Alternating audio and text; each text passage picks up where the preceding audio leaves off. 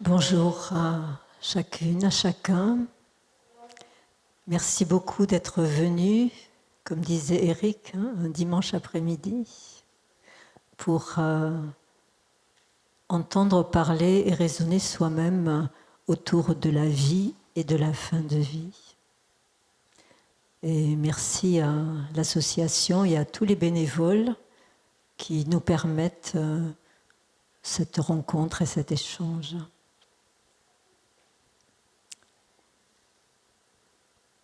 Le titre, Jacqueline m'a dit qu'est-ce qu'on met comme titre?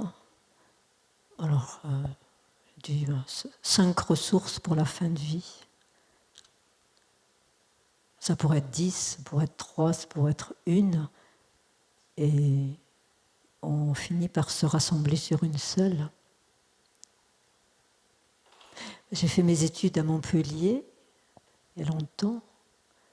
Et à aucun moment, je n'ai eu d'enseignement sur la fin de vie. Le mot même d'agonie n'a jamais été prononcé. Voilà, je crois qu'il y a eu des changements depuis. Quand mon jeune frère est mort d'un cancer fulgurant, ben, j'étais complètement démunie, puis en plus médecin. Et j'ai beaucoup appris, ce qui fait qu'après je me suis formée. Et en tant que médecin de famille, ben, j'ai accompagné des gens qui avaient des petites maladies, et puis des gens qui avaient des maladies plus importantes, et des gens qui mouraient. Donc jusqu'à leur dernier souffle à la maison. Et j'ai beaucoup appris.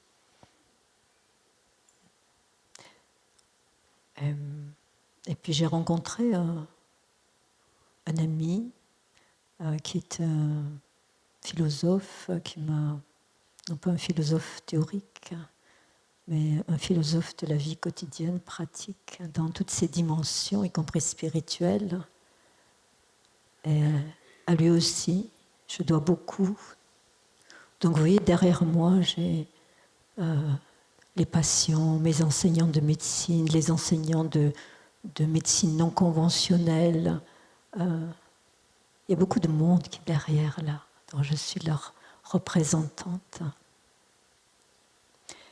Et c'est cet ami qui m'a suggéré, j'aurais jamais eu l'idée, de faire des formations pour la fin de vie. Mais pas pour les professionnels, hein, il y a des formations. Pour les gens, je dirais, normaux, presque normaux. Et ce qui m'a aidée, c'était ma propre expérience et l'expérience de mes parents à la mort de mon frère, où on était mais complètement démunis. Et le médecin traitant a fait de son mieux. Et c'est pour ça, c'est un souvenir de ça, de ce désarroi qui est tellement fréquent actuellement et parfois tellement prégnant que les gens ne viennent pas ici le dimanche après-midi et ne veulent surtout pas entendre parler de la fin de vie. Voilà, c'est pour ça que j'ai commencé ce travail avec l'école Thanatosophia. Et ce que cela m'a appris, alors c'est le premier point, je sais qu'il y en a qui aiment, vous savez, au début de nos formations, il y a des gens, ils venaient avec leurs fiches et ils espéraient sortir avec une fiche, c'est tous les points où on est à l'aise, on est sécurisé et on va pouvoir y aller. Et le premier point qui est important, c'est qu'il n'existe pas d'accompagnement idéal. Moi, c'est ce que je croyais aussi, hein, vous savez, qu'il fallait être vraiment top, quoi. Hein, ouais. Un accompagnant, une accompagnante vraiment calme, centrée, et qui est même responsable de la bonne mort de l'autre. Et j'ai remarqué que c'est toujours conscient ou semi-conscient ou en dessous, mais il y a toujours quelque chose là qui génère la culpabilité, où après je rencontre des personnes qui me disent ah, j'ai tellement regretté, j'ai pas été assez bien, ou j'étais trop fatiguée, ou je savais plus quoi faire. eh bien, on est qui on est. Et on ne s'inscrit pas. Hein. C'est un proche qui meurt. Parfois, ce sont ses vieux parents. Et voilà, comme je suis, c'est bien. Comme je fais, c'est bien. Vous savez qu'on enlève une couche de comparaison qui vient là, depuis l'école, où il y avait toujours la première de la classe qui était tellement mieux que les parents me la montraient un exemple. Et ça, c'est très important. J'ai connu une femme qui a suivi cette formation, qui est donc pour tout le monde, qui est elle-même médecin, et son mari a développé un cancer. Et elle m'a appelée et elle me disait, elle pleurait de culpabilité, de ne pas être assez bien pour accompagner son mari. Oui, les souffrances inutiles, quoi. Donc ça, on peut l'avoir à l'esprit. Je l'ai appris grâce aux personnes qui m'ont confié comme ça leur... le désarroi, c'est des couches, hein, c'est 1000 feuilles. Hein. Parce qu'on meurt comme on a vécu. Et des fois, on a appris quelque chose. On a appris, par exemple, que à la fin de la vie, et puis on peut faire comme ça une rétrospective, ou bien on peut s'intéresser à ce qu'il y a après. Hein. Et alors, le vieux parent ou la vieille mère est là et veut entendre parler de rien. C'est sa vie, quoi. C'est son choix. Et on est juste là à côté. Et on va voir peut-être que juste être là à côté, c'est pas rien. Hein. C'est tout un chemin, comme fait Eric là auprès de ses patients. Oui, ça vous parle, ça? Oui, hein? Le deuxième point, c'est le regard. Regard.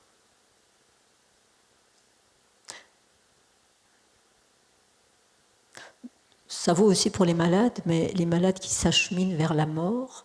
Vous savez, il existe un sens intérieur qu'on appelle le sens de la vie, qui est comme la vue, l'ouïe, l'odorat. Hein. Il y a un autre sens comme ça. Ce qui fait que les gens qui vont mourir le savent. Le savent. Les enfants qui vont mourir le savent. Les adolescents qui vont mourir le savent. Tout le monde le sait. Et ces gens-là, ils regardent. Et en face, à cause de la peur, il y a des gens qui ne les regardent pas. Ou qui parlent beaucoup. Ou bien qui les regardent, mais qui les voient comme un futur mort. Vous savez, on anticipe le deuil. Ça arrive aussi. Et souvent, quand on arrive à la fin de la vie, non pas par une mort brutale, mais par un affaiblissement, hein, par maladie ou vieillesse, mais surtout dans les morts qui sont un peu plus tôt que ce qu'on avait prévu, et la personne qui est là, elle a déjà fait beaucoup de deuil. Elle a fait le deuil de la santé, elle a fait le deuil d'une vie professionnelle, elle a fait le deuil de son apparence, elle a fait le deuil de beaucoup, beaucoup de choses. Et là, il va falloir faire le deuil de la vie. Hein, et ça a été vulgarisé par Elisabeth Kubler-Ross, que le deuil, c'est un processus. Un processus.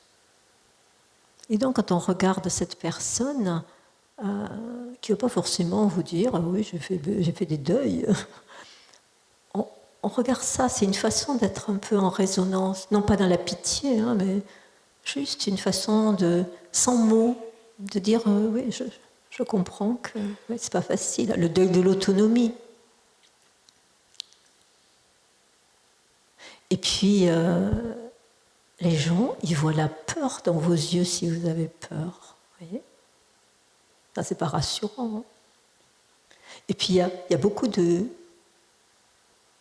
personnes mourantes, y compris des enfants, et peut-être surtout les enfants, qui, devant le désarroi, l'angoisse de leurs proches,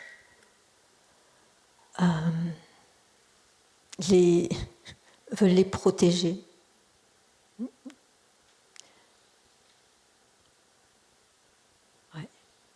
Et parce qu'il voit dans le regard. Et en cette époque de matérialisme, où il y a un film, je ne sais plus le titre, qui commençait par un radiotrottoir, comme ça. Est-ce que vous pensez qu'il y a quelque chose après la mort? Oui. Et j'étais étonnée du nombre de personnes qui disaient non, parce que ce n'est pas scientifiquement prouvé. Bon. Eh bien, mourir en pensant qu'il n'y a plus rien, que soit il n'y a plus rien, ben, évidemment, c'est angoissant. Hein. Et cette angoisse-là, elle remonte, vous savez, comme une vague, et elle imprègne la vie. On est angoissé, on dit pour une chose, pour une autre, hein, parce que j'ai pas assez d'argent, ou parce que je vais peut-être être licencié, ou parce que j'ai des problèmes avec ma fille. Mais en fait, en souterrain, c'est cette angoisse de mort qui remonte. Et c'est pour ça que il est quand même important de se préparer, non pas... il y a un livre là de Sally Maisel où on voit un crâne. Hein. Ce sont les éditeurs qui choisissent les photos. Hein. Mais se préparer, ça veut dire bien vivre sa vie.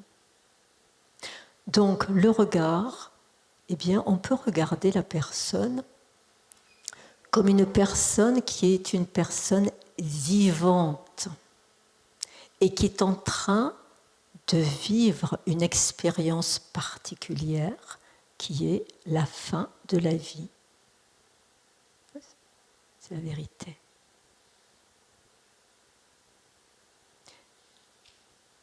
Et ça, c'est pas compliqué.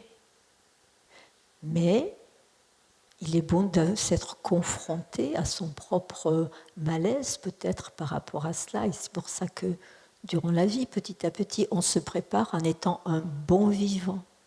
Et quelqu'un disait, pour être un bon mourant, il faut être un bon vivant. Mais au plein sens du terme, un bon vivant, quelqu'un qui apprécie la vie, qui fait que quand la vie va s'écouler, qu'on dira « Ah tiens, c'est plutôt que j'avais pensé », voilà, je vais vivre cette expérience-là. Donc le regard. Donc Jacqueline ne vous a pas averti que c'était une conférence atelier et que, comme disait Eric, on fait une expérience ensemble.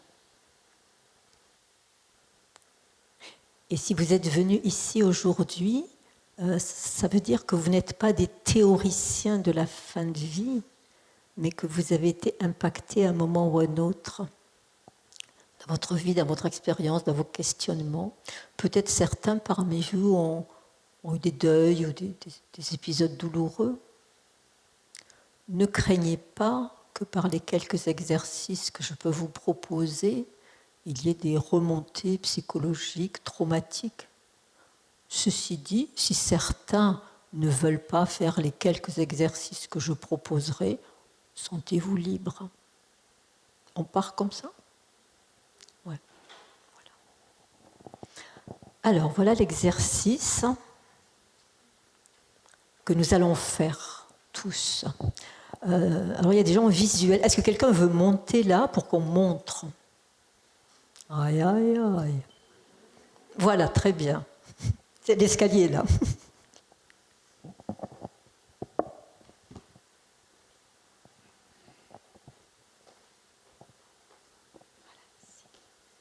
Merci. Alors nous allons montrer, pour que ce soit clair pour tout le monde, ce que je vais vous proposer de faire, qui est une expérience. Alors, on va dire assise. Et votre nom c'est ? Christine. Christine. Christine va se mettre en situation d'être une mourante. Oui ? Voilà, on y voit mieux dans les autres mondes. C'est juste un peu d'avance, hein, ça va arriver un jour. Donc Christine se met en... Pour ceux qui connaissent les constellations, on va dire en représentation d'une mourante, où elle va jouer le rôle d'une mourante, où elle va imaginer qu'elle est une mourante, peu importe. C'est-à-dire quand on est à la fin de la vie, on est fatigué. Parfois on est un peu anxieux, parce qu'on se dit, ah, finalement, comment ça va se passer ? Et puis tout ce que je vais laisser, hein, il y a tout ça. D'accord ? Voilà, donc vous rentrez dans ce Juste un peu, hein. D'accord. L'autre personne qui est moi-même, je suis venue lui rendre visite. Je suis une parente. Et dans un premier temps, je vais la regarder avec tout mon vécu de malaise, de désarroi, d'angoisse, d'attachement. Ça commence, hein? Ça va là? Ah oui, je sens ce que vous me dites. Voilà. Vous voyez comment ça l'impacte déjà, hein? Voilà. Ça va, il ne faut pas que ce soit trop, hein? Ça va. Voilà. Donc, dans un premier temps, je ne vais rien dire. Comme elle est fatiguée, elle ne parle pas. Moi non plus. Ça m'arrange. Donc, je viens dans la chambre et je la regarde. Et je la regarde avec tout ça. Et elle observe ces sensations physiques qu'elle a décrites avant même que je le dise. Et ensuite, sans rien dire, sans changer de visage, je vais la regarder comme, on va dire ma sœur, hein, voilà, comme ma sœur qui traverse cette période de la vie, voilà, qui est émotionnée. Et moi, je suis de lien de cœur avec elle. Oui, on a le droit de pleurer dans l'exercice. Oui. Voilà. Et intérieurement, je pense, ma sœur, je suis à tes côtés. Voilà. Observez ce qui change, s'il y a quelque chose qui change comme ça au-delà de l'émotion. Je sens sa douleur, en fait. De la personne. Voilà. Et j'ai senti presque sa culpabilité. J'ai senti, mince, elle se sent coupable. Voilà. Voilà, c'était une petite projection. Ah voilà, l'élément essentiel, le mouchoir. Voilà. Et maintenant, juste en regardant comme ça,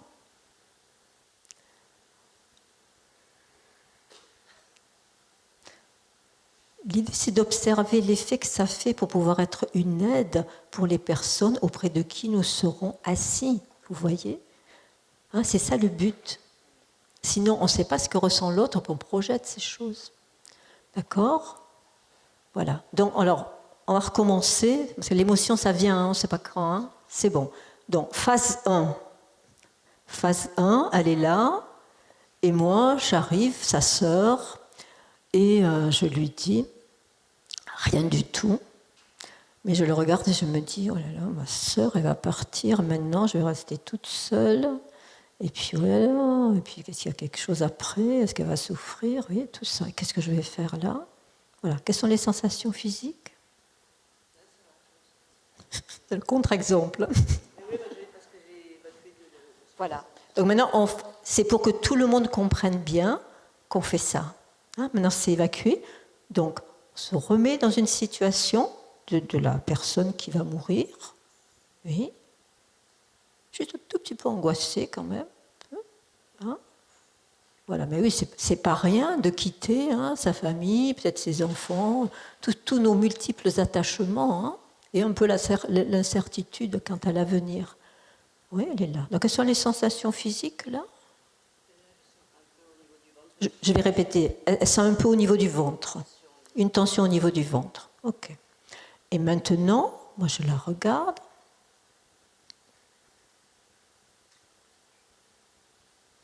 Voilà. Juste attentive aux sensations physiques.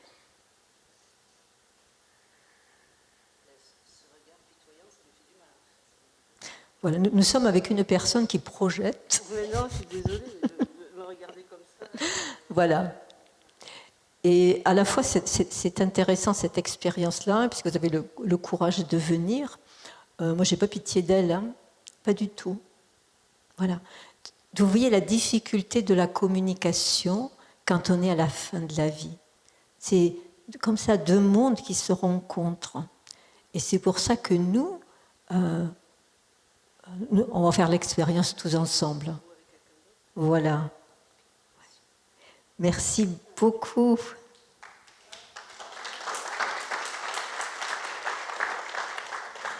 Donc là, c'était particulier, puisque vous avez vu, c'était tout un mélange d'émotions. Donc ce que je vous propose de faire, est-ce qu'il y a des gens qui ne veulent pas faire ça? Une au fond, voilà. Donc vous faites deux, voilà. Ceux qui ont levé la main, ben vous ne faites pas. Oh là là, avec qui on va faire si on lève la main? Vous ne faites pas, voilà. Les autres qui acceptent, vous allez vous mettre par deux, ceux qui sont à côté. Ou devant, derrière. Oui, vous. Ah, ce que le destin a choisi pour être à côté de vous, hein?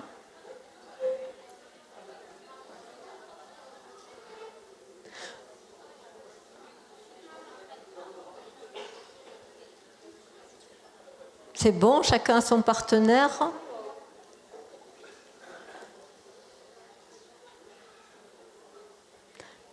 Bien.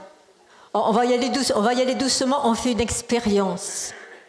Et cette expérience, on l'a fait au service de ceux que la vie nous demandera d'accompagner. Et accompagner, à un moment, ça peut être simplement être assis à côté. Et c'est pour ça qu'on fait cet effort-là, pour être curieux. Ouais.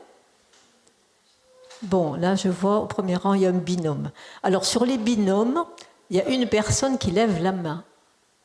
Vous savez, voilà. Alors, ceux qui ont levé la main, vous allez commencer. C'est juste ça. Donc, vous êtes les mourants.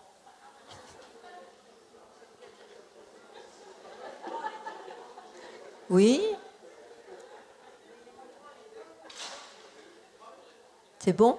Donc, ceux qui ont levé la main, vous vous mettez en situation de quelqu'un, pas dramatique, hein, quelqu'un qui s'approche de la fin de la vie, qui a fait un certain nombre de deuils derrière, qui est là, un peu fatigué, peut-être un peu angoissé. C'est bon? Ceux qui ont levé la main? Ah, c'est comme au théâtre, vous faites un peu ça. Voilà. Et l'autre personne, celle qui n'a pas levé la main, donc il n'y a rien à dire, c'est un exercice où on ne dit rien. Dans un premier temps, on va considérer que c'est votre parente. Vous vous tenez la main, vous êtes un vieux couple, vous. C'est bien, donc vous c'est du vivant, hein, voilà. Et vous vous regardez dans les yeux, tout simplement. Et dans un premier temps, voilà, il commence par le bisou, là, ça c'est bien. Et dans un premier temps, la personne qui accompagne, vous regardez l'autre avec un peu tout ce qu'elle disait, la culpabilité, la tristesse, l'attachement, l'angoisse, juste un peu comme ça, sans rien dire, sans rien dire. Et après, et les autres, les mourants, vous êtes attentifs à vos sensations physiques, hein, l'estomac, le cœur, la poitrine. Et à un moment, dans une minute peut-être, vous regardez l'autre comme quelqu'un qui est un être humain, qui vit cette expérience de la vie, et vous êtes juste à côté, tranquillement, pour être simplement à côté. Ça va? S'il y en a qui sont submergés par les émotions, que ce se manifeste par le rire ou par les pleurs, vous pouvez arrêter ou continuer. Oui, ça marche pareil. Oui, oui. Oui, on fait une expérience. Allez-y, première partie. On ne dit rien. Vous regardez l'autre avec cette espèce de pitié, d'angoisse, et les mourants attentifs à vos sensations. Et c'est pas la peine de parler, on observe l'effet que ça fait.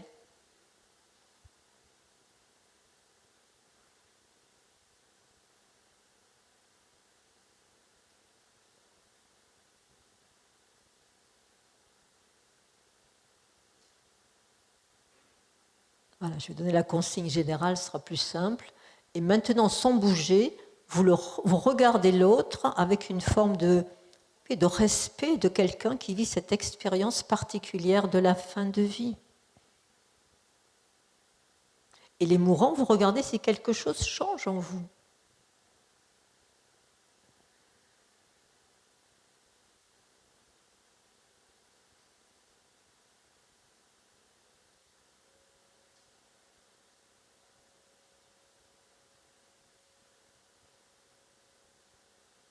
Voilà, ça n'a pas besoin d'être très long. Alors, est-ce qu'il y en a qui ont... Vous sortez, vous êtes des gens vivants le dimanche après-midi. Enfin, vous sortez de votre état. Oui, sortez bien de votre état. Hein. Donc, je vous rappelle que le but de cet exercice,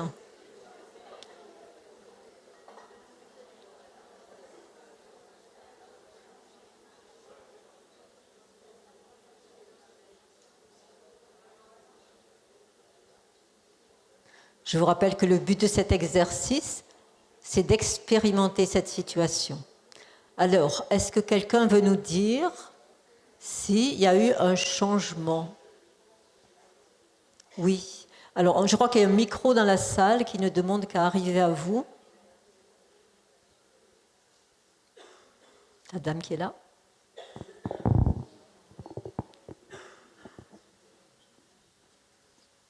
Merci.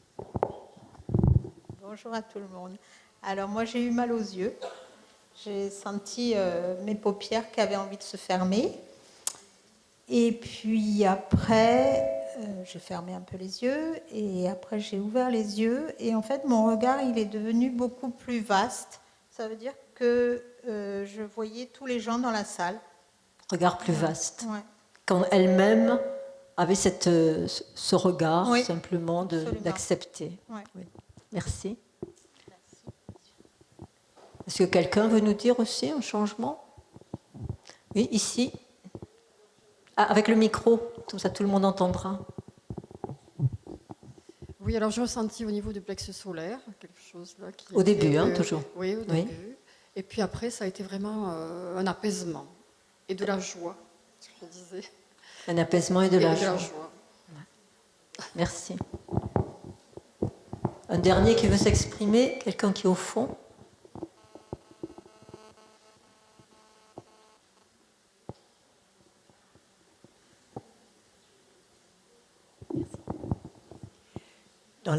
Dans la première situation, j'avais mal au plexus solaire et je me suis sentie totalement isolée.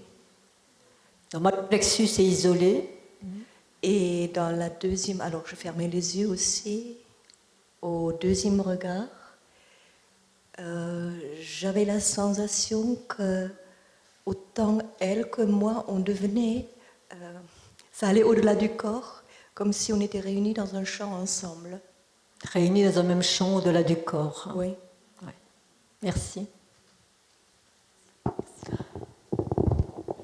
Donc, cette expérience-là nous donne une indication que, à partir de quoi on regarde les personnes qui vont mourir, ça peut participer à leur apaisement ou au contraire maintenir cet état de tension qu'il peut y avoir.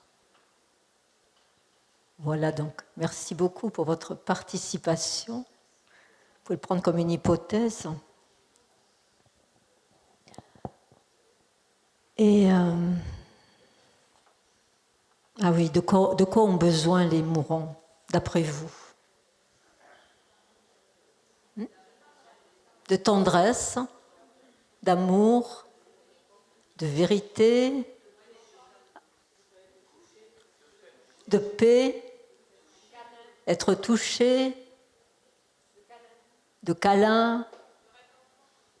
Je n'ai pas entendu. Réconfort. Donc on entend toutes les facettes de l'amour et aussi la paix, le calme. L'acceptation, vous savez que ça ne se décide pas comme ça, l'acceptation. Mais on a besoin de calme. Il n'y a pas besoin d'être mourant pour avoir besoin de calme. Et ça, on peut apporter. C'est-à-dire veiller à son propre calme.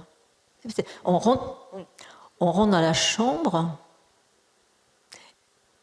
même à la maison, hein, on peut garder la main sur la poignée de la porte et décider qui on va faire rentrer dans la chambre. Oui. Qui rentre là? Est-ce que c'est moi avec mes angoisses, mes attachements, qui sont là? On ne va pas les refouler, on ne va pas les nier.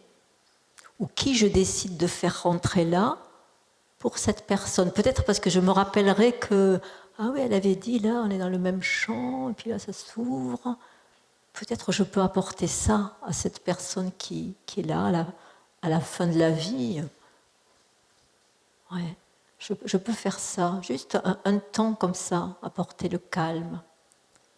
Et puis, il y a les câlins aussi. Hein. Il y a les câlins, c'est le toucher. Et toucher, l'expérience nous a montré aussi que dans les services de soins palliatifs, dans l'expérience, hein, le toucher, massage, masser les pieds. Il y en a qui aiment qu'on leur masse les pieds? Personne? Et que moi? Ah bon? Ou masser les mains, des fois culturellement, masser les pieds, c'est pas trop accepté, mais quoique c'est quand même agréable. Mais on ne masse pas à partir de sa propre agitation. Vous voyez, c'est toujours important de prendre un temps, même pas longtemps, parce que c'est soi-même qu'on va amener dans ce qu'on va dire ou dans ce qu'on va faire. Et il n'y a pas besoin d'être un grand sage, illuminé, ou super calme, ou super en amour. On est qui on est et c'est très bien. Et à un moment, nous tous, on peut être un peu agités, anxieux. On se pose, on respire une fois, 2 fois, 3 fois, puis on rentre. Et on peut toucher les mains, toucher les pieds. Vous savez, le toucher, la peau, elle est pleine d'endorphines. Hein. Et donc, quand on touche, les scientifiques nous diraient il y a des endorphines, donc ça fait moins mal. Et c'est ce qu'on constate. Donc, on peut faire ça en demandant est-ce que tu veux bien que je te masse, que je te touche. Et puis il y a une chose qui est vraiment bien, parce qu'à la fin de la vie, des fois, on n'est pas toujours confortable, on est un peu fatigué. Et des fois, c'est le négatif qui vient, ouais, comme si ça colorait sa vie. Ou des fois, on fait le bilan de sa vie, il y a des choses qui reviennent. Beaucoup de femmes âgées, à la fin de leur vie, c'est leurs avortements qui remontent. Ça m'a étonnée. Et finalement, elles ne se sont pas pardonnées ça, et c'est là. Et des choses du bilan de sa vie, des choses qu'on ne sait pas pardonner. Voilà, c'est ça. On ne sait pas pardonner. Alors après, on dit, est-ce que Dieu va me pardonner? Est-ce que vous arriverez à vous pardonner vous-même? Et pour pas que tout ça envahisse tout, on peut occuper la place en évoquant les souvenirs heureux. Oui, hein? Alors quand on est en couple, proche, dans une famille, on a des souvenirs heureux, comment? Et si c'est quelqu'un qu'on ne connaît pas ou peu, on demande, vous avez sûrement un souvenir heureux. Et des fois, des gens disent non. C'est toujours surprise. Même pas un. Je suis sûre qu'un. Parce qu'ici, il y a quelqu'un qui n'a aucun souvenir heureux. Un amnésique. Non. Donc on a tous des souvenirs heureux. Et le fait, c'est une pratique qui a vraiment montré ses effets. Parce que les gens disent aussi, je ne sais pas quoi dire. Je ne sais pas quoi dire. Il n'y a pas grand-chose à dire. Mais on peut dire, voilà, c'est sûrement vécu des belles choses. Et il suffit juste de tirer un peu le fil. Et après, on ne les arrête plus. Hein. Il y a tous les souvenirs heureux qui viennent. On voit le visage qui s'illumine. C'est comme une réappropriation d'une partie de sa vie, qui ont été, ce sont des faits, hein, des faits qui ont généré des souvenirs heureux et qui reviennent là. Et ça amène beaucoup de calme, de paix, de joie et des modifications biochimiques avec la libération d'endorphines, d'ocytocine, d'autres molécules qui participent à une réelle baisse des douleurs. Bien entendu, pour les douleurs, nous avons ce qu'il faut et qui est suffisant parfois, pas tout à fait, parce qu'il y a d'autres facteurs. Mais on peut faire ça, évoquer les souvenirs heureux. Et nous, une fois, on avait fait, dans le cadre de Thanasosophia, il y avait comme ça des rassemblements en ligne, et le thème, c'était ça, souvenirs heureux. Et les gens sont venus pour raconter leurs souvenirs heureux, mais c'était magnifique. Mais des fois, c'était des détails, hein. Et les gens étaient tout illuminés. Et nous, c'est comme si on avait vécu le souvenir aussi.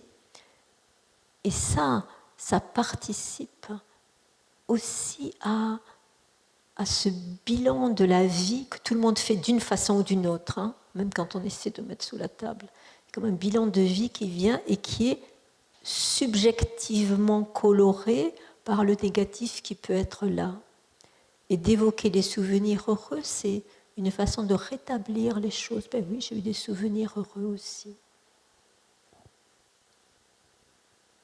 Il y a quelqu'un qui veut nous raconter un souvenir heureux? Pas intime, hein, juste quelque chose de chouette, là, des fois dans l'enfance. Oui, là-bas. Et nous allons remarquer l'effet que ça nous fait d'écouter cette dame qui nous raconte son souvenir heureux. Avec le micro, merci. Concert de piano à Saint-Bertrand-de-Comminges avec Aldo Ciccolini. Un concert de piano. Dans la cathédrale de Saint-Bertrand. Merci. Quelqu'un d'autre qui a un bon souvenir heureux? Oui? On va vous apporter le micro.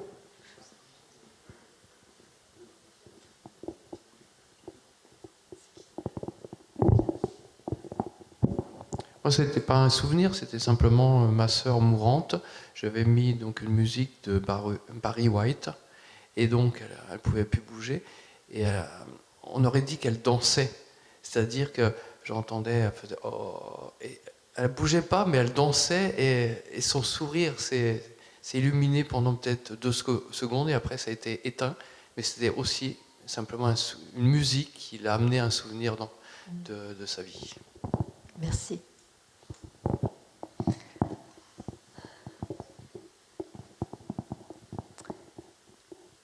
Et parfois les gens demandent mais comment je peux apporter le calme puisque je suis moi-même pas trop calme.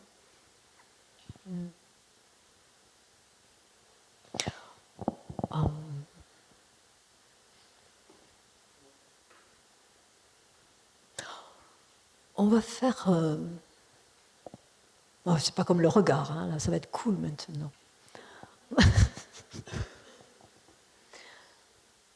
Voilà. Vous restez où vous êtes. Vous n'avez pas de binôme. Vous fermez les yeux et vous imaginez, si vous acceptez, simplement d'être même pas mourant, quoi, très malade, mourant pour ceux qui veulent. Vous voyez, quand on est quand même fatigué, puis les gens viennent, et ils sont là avec leur téléphone, et puis ils veulent qu'on mange, et puis ils nous demandent si tout va bien, et puis on voit bien qu'ils sont angoissés eux-mêmes. Voilà, alors nous on est là, enfin, ou plutôt vous, et vous êtes là, vous imaginez que vous êtes chez vous, à l'hôpital, là où ça vous convient, et autour de vous, eh bien, vous les connaissez, ceux qui sont toujours avec leur téléphone, hein, ben, ils sont là. Ceux qui parlent tout le temps, ils sont là aussi. Chacun gère son angoisse comme il peut, quoi. Ceux qui veulent que vous mangez, parce que ça les rassure que tant qu'on mange, il y a de la vie. Ceux qui attendent votre dernier souffle pour ne pas le rater, ça aussi, vous savez bien que ça existe. Hein. Et vous observez l'effet que ça vous fait, là, physiquement. Oui, vous n'avez pas besoin d'ouvrir les yeux, vous les voyez, ils sont tous là. Vous les aimez bien, mais voilà. Regardez comment c'est à l'estomac, à la poitrine. Et puis, tout près de vous, une main diaphane pose une lampe, un peu comme une lampe de sel, et c'est une lampe qui diffuse le calme. Et donc des ondes de calme qui se diffusent dans la pièce, silencieusement.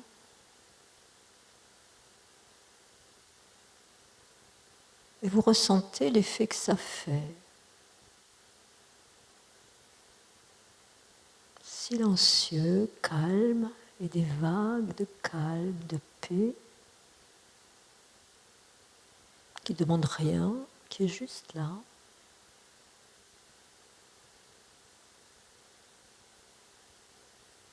Vous regardez l'effet que ça fait.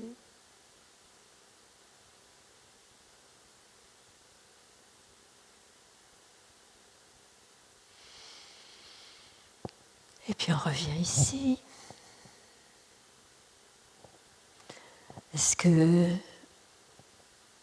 a quelqu'un qui ça fait un effet? Personne. Wow. Si, il y en a qui baillent, hein, ça les a détendus. Oui, quelqu'un veut nous dire? Ah, là-bas, au fond, il y a quelqu'un au fond.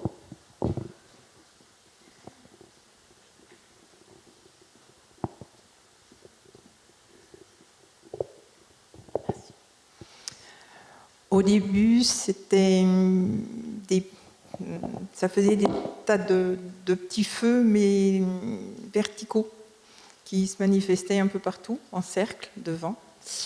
Et puis, quand vous avez parlé de la lampe, en fin de compte, ça a fait un feu au milieu qui a absorbé tous les autres.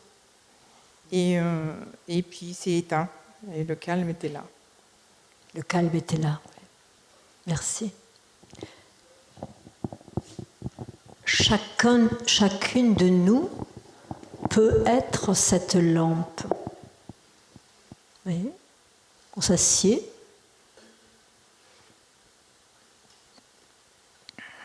On veut rien. Si on veut quelque chose, on le laisse de côté. Et on reste là, dans la conscience de sa respiration. Et ça aura cet effet de calme. Et ça, c'est très précieux. C'est très précieux le calme qu'on peut apporter. Et là aussi, il ne faut pas revenir au sujet numéro 1, qu'il faut être absolument calme. Non, le calme qu'on peut trouver en soi, c'est bien. C'est exactement ce qu'il faut. Voilà. Et on est juste assis et on est présent à sa respiration. Vous savez, quand l'inspire devient expire, on ne fait pas ça souvent, et l'expire devient inspire. C'est ce qu'on fait quand on médite. Et on s'assied là comme ça. Moi, je me rappelle quand j'étais encore en région parisienne, il y avait une dame que j'allais voir à la maison Jeanne Garnier, qui est un des plus grands centres palliatifs. Et elle avait l'oxygène. L'oxygène, ça fait un glou-glou comme ça, c'est un petit bruit. Et quand j'allais la voir, après, progressivement, elle est rentrée dans le sommeil, le coma. Et je prenais le métro, j'allais la voir, je m'asseyais, je respirais. Le bruit de l'oxygène. Et encore maintenant, quand j'y repense, j'ai encore le bruit de ce glou-glou comme ça, elle qui n'était pas consciente. Et en fait, je me rends compte maintenant que c'était un bon souvenir de ma vie, quand même. Donc, ne sous-estimons pas la capacité de calme qui est la nôtre, qui est relative, mais qu'on peut appeler, comme quand on va ouvrir la porte et puis qu'on fait un stop. On dit, respire une fois, 2 fois, et je rentre. Ça, c'est un beau cadeau qu'on peut faire. Le calme.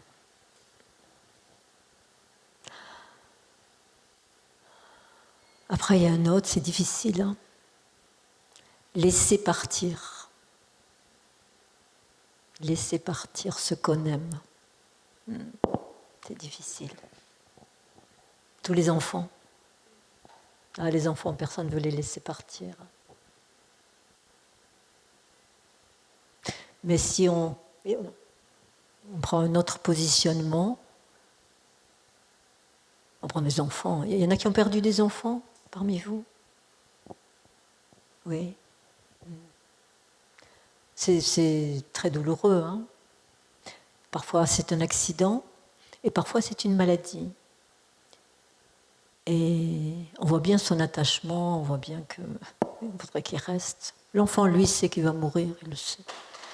Et si on voit dans cet enfant un être qui s'est incarné pour une vie qui était prévue de cette durée, parce qu'il y a des choses qui nous dépassent, et qu'il a choisi les meilleurs parents pour ça, les meilleurs parents.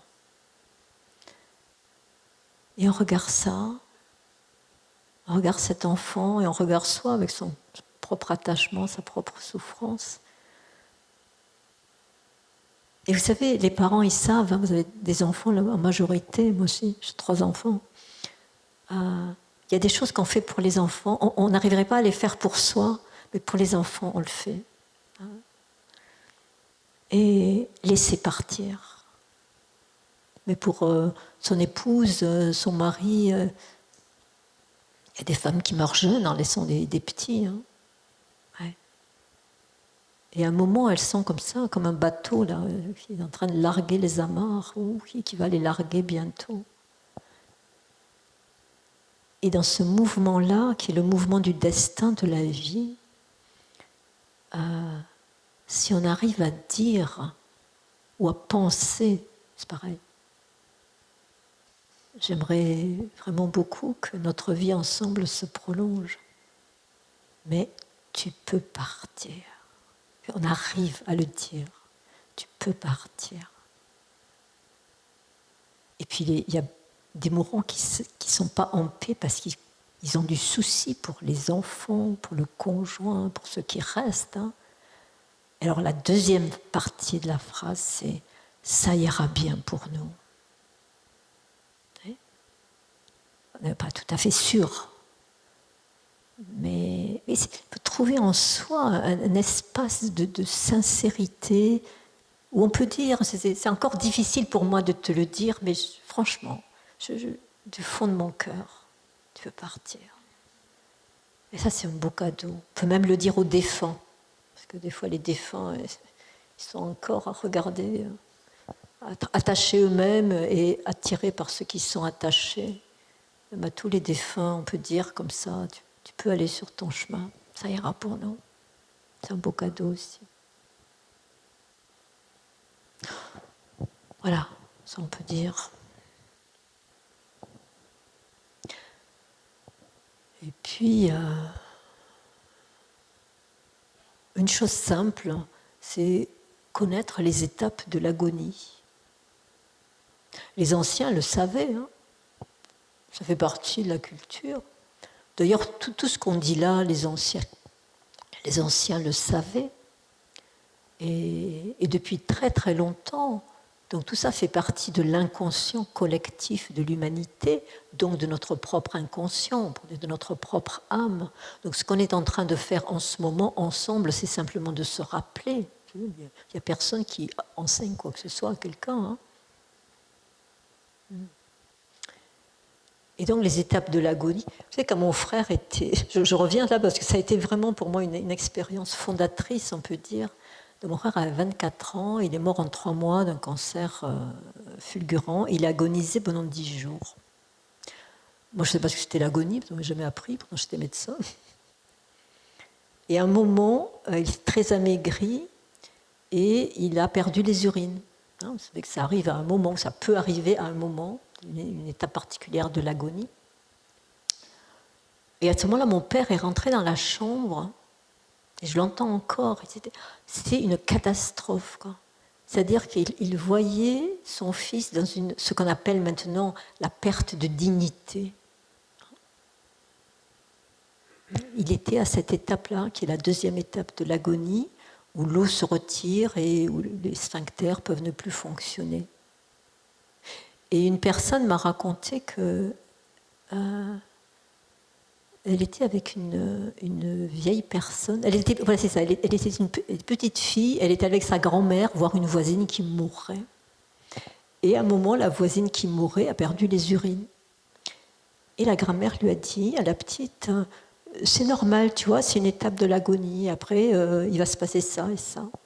Ce qui fait que après, on avance si on sait. C'est comme pour l'accouchement. C'est une stagiaire un jour qui me dit, c'est comme pour l'accouchement, comme ça on sait où on va. Ben oui, c'est ça, on sait où on va. Donc il y a la première étape, on est très fatigué. Vous savez, on dit, il dort tout le temps.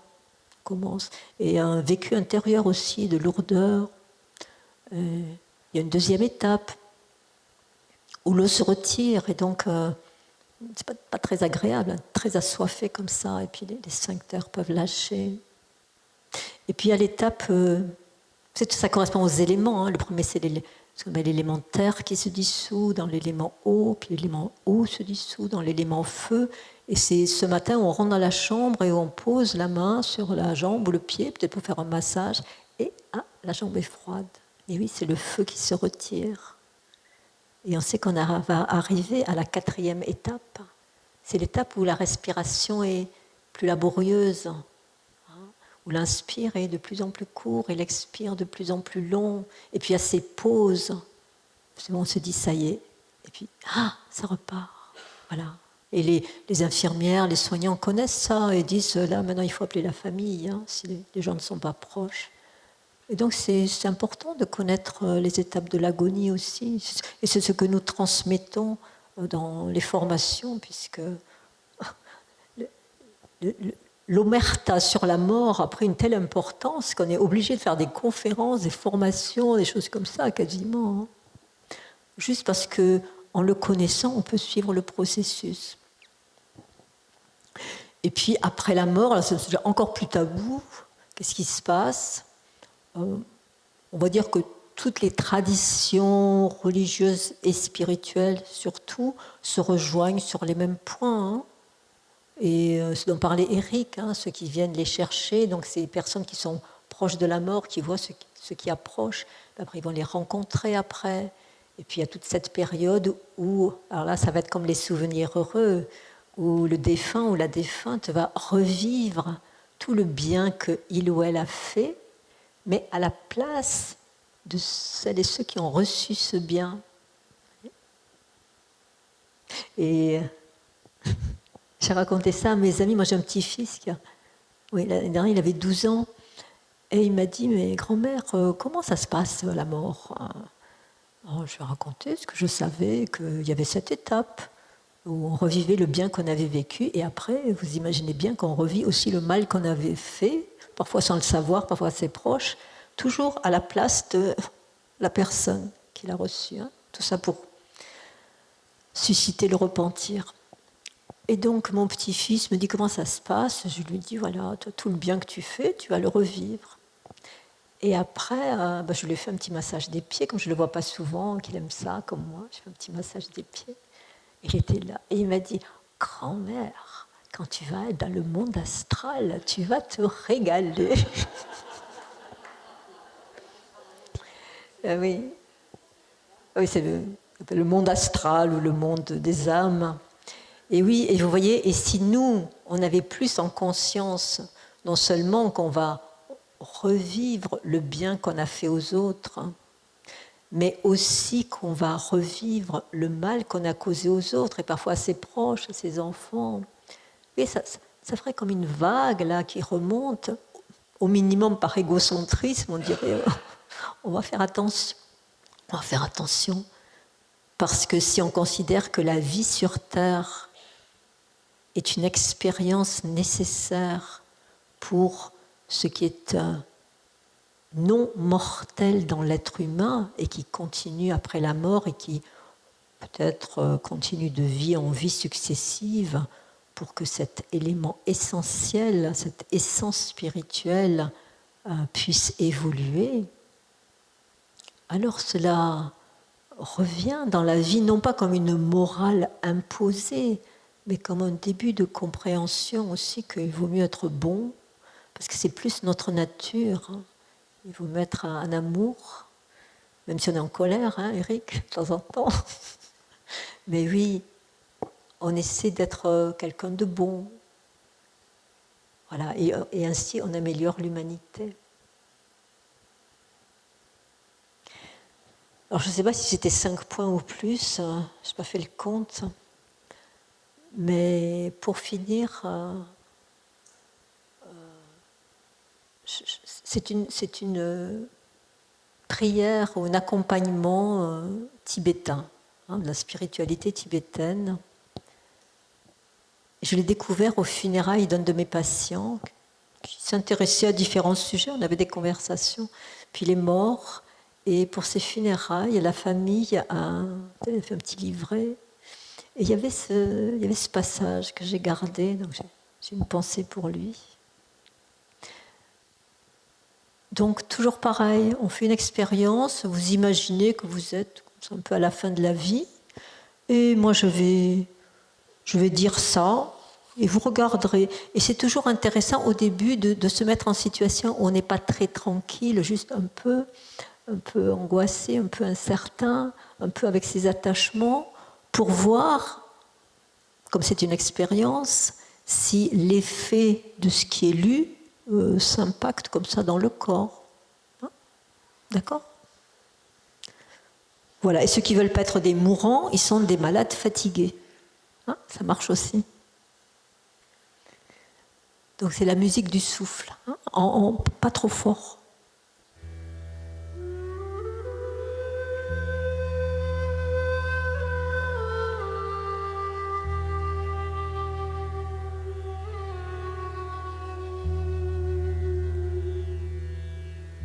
Cher ami,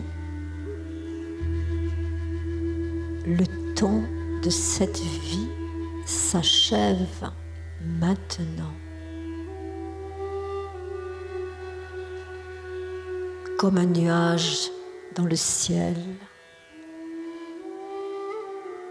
comme une brume sur l'océan,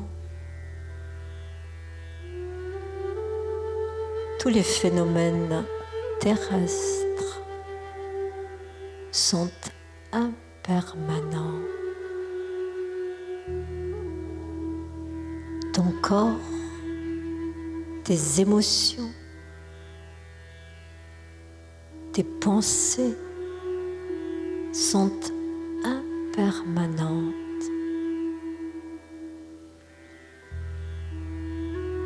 Cher ami,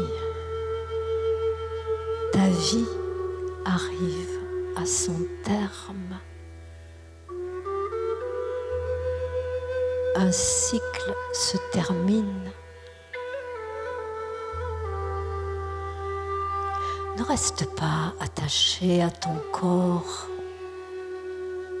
à tes enfants, à ta famille, à tes possessions. Lâche prise. Ne t'accroche pas.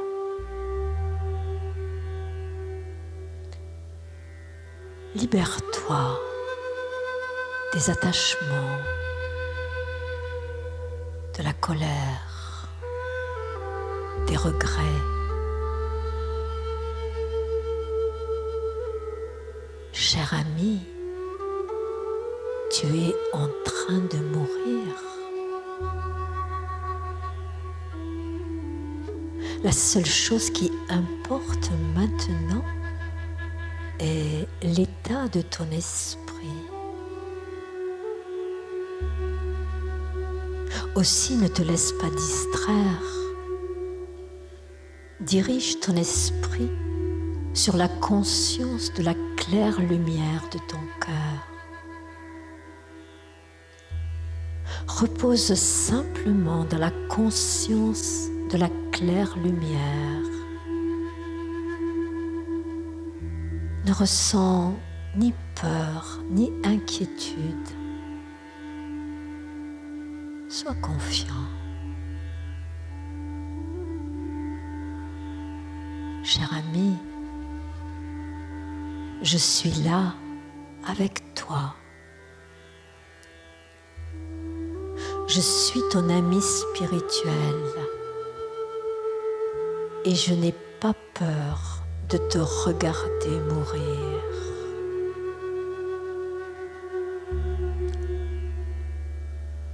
Abandonne tout attachement ou préoccupation. Repose dans la conscience. repose dans la claire lumière, ici et maintenant.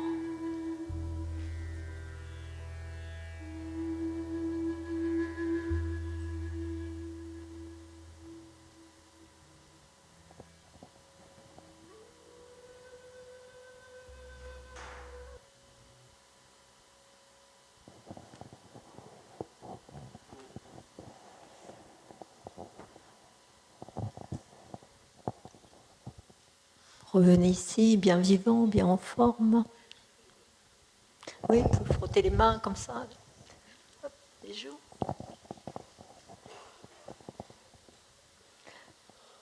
Est-ce que quelqu'un veut nous dire si ça lui a fait un effet?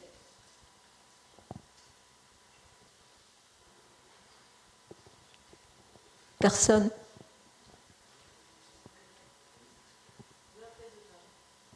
Hein? De l'apaisement. Mhm.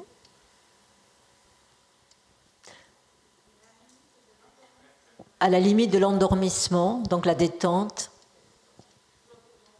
flottement, légèreté. Voilà. Alors, on va appeler le micro là parce que moi j'ai du mal à suivre. Du détachement aussi, oui. Oui, bonsoir. Moi, je me demande, enfin, je trouve que le texte est très agréable à écouter, etc. Mais par contre, à quel moment le mettre? Parce qu'en fait, si c'est trop tôt, si c'est pas tout à fait le moment pour la personne, dire non, non, attends, c'est bon, je respire encore, c'est bon. Et donc, en fait, je trouve ça super, mais en fait, il faudrait savoir le pile moment où ça va vraiment lui faire du bien, quoi. Vous avez remarqué que depuis tout à l'heure, nous faisons des expériences successives. Et en plus, c'est un texte voilà, de la sphère bouddhiste, mais qui parle bien à l'apaisement. En fait, c'est par nous-mêmes, comme nous sommes là, que cette prière se transmet. Et on est assis là, simplement, et on sait que le plus difficile pour un être humain, dans la vie, mais aussi au moment de la mort, c'est de se détacher. Et on est là, et simplement par sa propre présence, par son propre regard, par sa propre intention, c'est comme si cette prière, elle se dégageait de soi. Là, ce sont des mots, ça pourrait être d'autres. En fait, ce sont les paroles de quelqu'un qui a un peu un pas en arrière. Évidemment, il ne va pas mourir puisqu'il est là. Et qui est à même de transmettre ça, de dire, voilà, je suis là près de toi. Et tu vois, tu es pris par tes préoccupations, de tes attachements. Je te rappelle l'essentiel. Sois confiant. Lâche prise. Je suis là avec toi.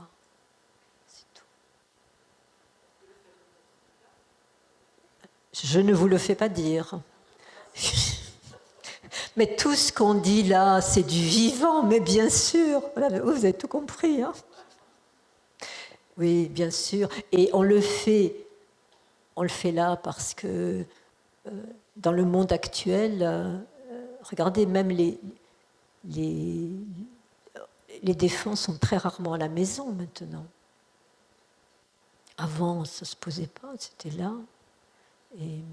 Mais bien sûr, du vivant, bien sûr, on regarde les gens dans les yeux, et bien sûr, on essaie d'être calme, et bien sûr, si quelqu'un est dans une posture plus fatiguée ou plus angoissée que soi, on va essayer de rassembler son propre calme pour être une ressource, bien sûr, c'est tout le temps.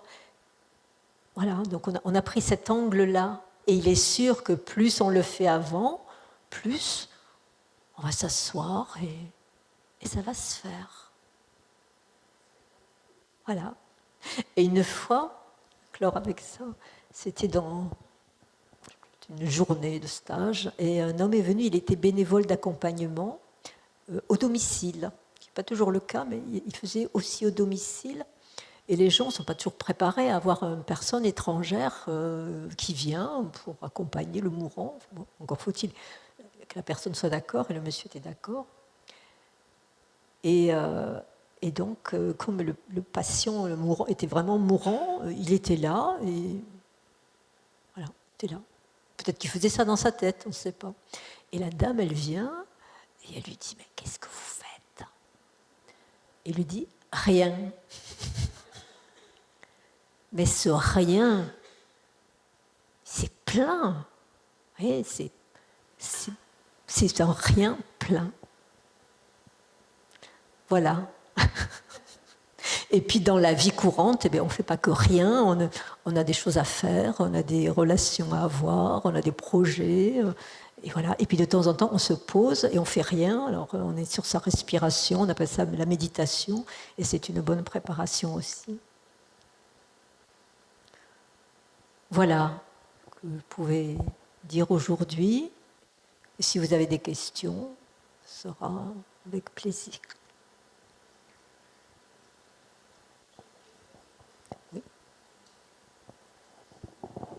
Lorsqu'on a suivi votre formation dans l'école que vous avez fondée, sur quel métier peut-on s'orienter? Ce n'est pas une formation professionnelle. Il n'y a pas de diplôme. Je n'ai voulu aucun diplôme. C'est pour tout le monde. Oui, à mi-parcours, je révèle que c'est une formation pour apprendre à ne rien faire auprès d'une personne en fin de vie. Donc il faut un certain temps. Mais nous avons des personnes qui sont des infirmières, des aides-soignantes, parfois des médecins, c'est rare mais ça arrive, et ça vient en complément de leur propre formation professionnelle. Voilà. Parce qu'il y a d'autres choses aussi, c'est tous les jeux psychologiques qu'on peut jouer, c'est tous les systèmes de défense qui se mettent en place. Oui, on aborde ça, on aborde des huiles essentielles, on aborde un certain nombre de choses. Mais à la base, c'est ouvert à tout le monde. On peut faire une journée. Je ne suis pas venue faire la promotion des formations. Mais...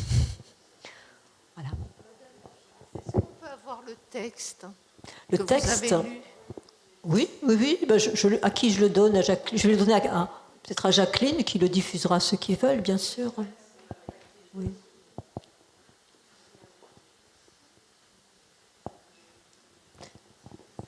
Oui, monsieur, avec le micro. Est-ce qu'il existe des huiles essentielles qu'on puisse mettre, une odeur spécifique qui puisse être mise sur la main d'une personne qui va mourir? Oui, nous avons appris des traditions anciennes, ce qu'on appelle les huiles du passage, qui sont l'encens, la myrrhe, qui est très anxiolytique, le nard de l'Himalaya, et donc dans les formations, on fait l'expérience. Moi, j'ai découvert le nard de l'Himalaya, qui est extraordinaire, mais une goutte, c'est des portes du ciel qui s'ouvrent. Il y a comme ça, mais les anciens nous ont appris l'huile essentielle de Pruche aussi, pour les Canadiens, et des huiles anxiolytiques, où effectivement on peut masser les mains, les pieds, le plexus, et ça apaise. Mais dans les centres de soins palliatifs, souvent, il y a des infirmières qui connaissent bien ça. On peut s'en servir pour les vivants aussi, parce que... Oui. Non, ça n'a pas un effet pour les morts. Non, ça n'a pas d'effet délétère pour les vivants. Mais ça existe et c'est vraiment précieux. C'est-à-dire quelqu'un qui est comme ça un peu angoissé, on masse ici le chakra du cœur et ça donne ce qu'on appelle l'euthanasie, c'est-à-dire la bonne mort, et pas la mort provoquée, la bonne mort.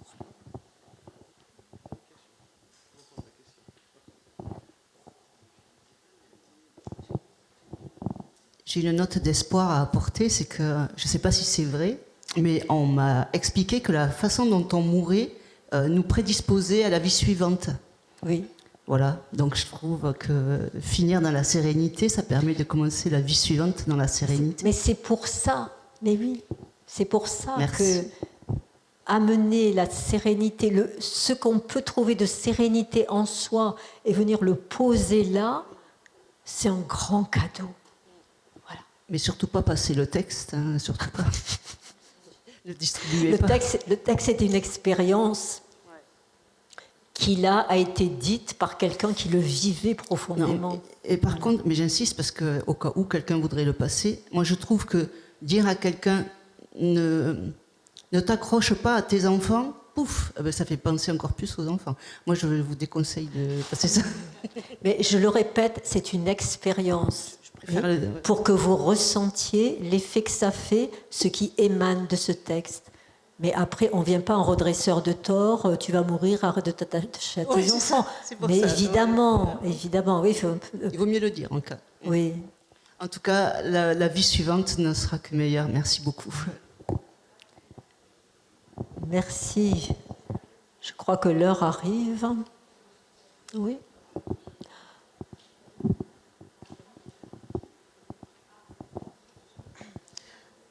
Moi, je vais déjà commencer par remercier très fort les deux conférenciers de cet après-midi, parce que c'était riche et émouvant. Et j'ai quand même une question, Clara, parce que j'ai eu autour de moi des gens qui ont perdu leurs enfants. Et ça, le détachement, etc. Enfin, j'ai vu des gens qui se sont rendus malades physiquement. Et je ne sais pas s'il y a des moyens d'accompagner les gens qui perdent les enfants, parce que je trouve que c'est ce qu'il y a de moins normal. Oui, dans le cours de la vie. Et à la fois, de tout temps, des enfants sont morts. Vous savez, moi j'ai pas perdu d'enfants, donc à la limite, je ne pourrais rien dire. Et à la fois, si on regarde comme ça sa propre souffrance, le départ de son enfant, à partir de notre point de vue, qui est que cet être s'est incarné pour une vie et puis continue après, ça peut participer à l'apaisement. Moi, j'ai pas de conseils à donner, parce que ça s'approche de la vérité. Cet être, parfois avant la naissance, on part à la maternité, on revient, voilà, c'est fini. L'enfant meurt et on dit que ça n'a pas de sens. Et avec le temps, le fait d'intégrer cette idée de l'impermanence de la vie, que certains êtres viennent sur Terre avec un plan de vie courte pour des raisons qui nous dépassent, ça peut participer au travail de deuil et aider. Mais pas comme une vérité qu'on assène. Voilà. Merci, Claire. Et...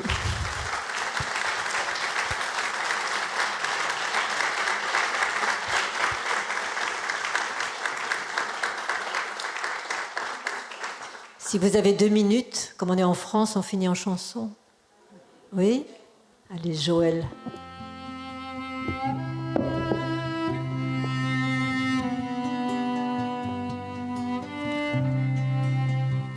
Chaque matin,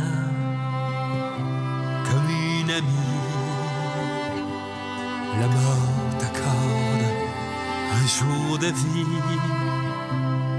afin que tu deviennes toujours plus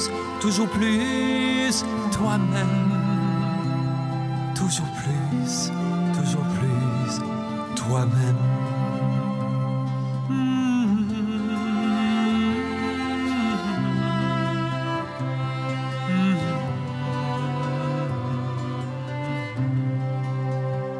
Chaque matin, comme une amie, la mort t'accorde encore un jour de vie, que tu sois libre de créer, c'est cela ta liberté, c'est cela ta liberté.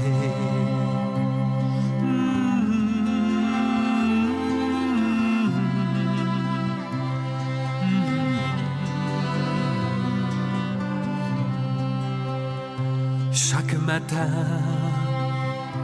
comme une amie, la mort t'accorde un nouveau jour de vie, que tu sois libre d'aimer, c'est cela ta liberté, c'est cela ta liberté.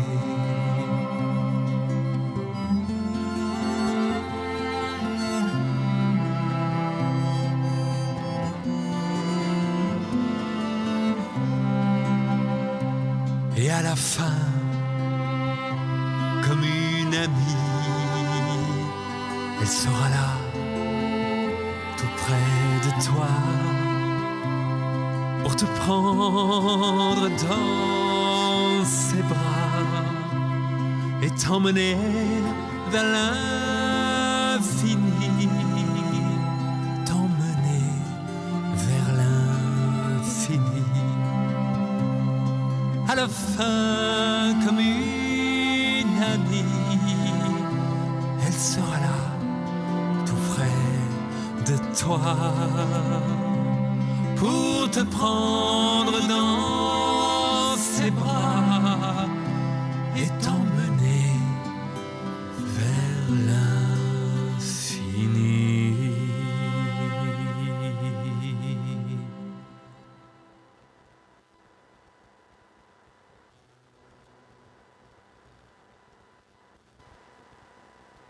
Jour de plus que nous offre la mort et la vie, nous puissions faire quelque chose de bien, de beau et de vrai ensemble.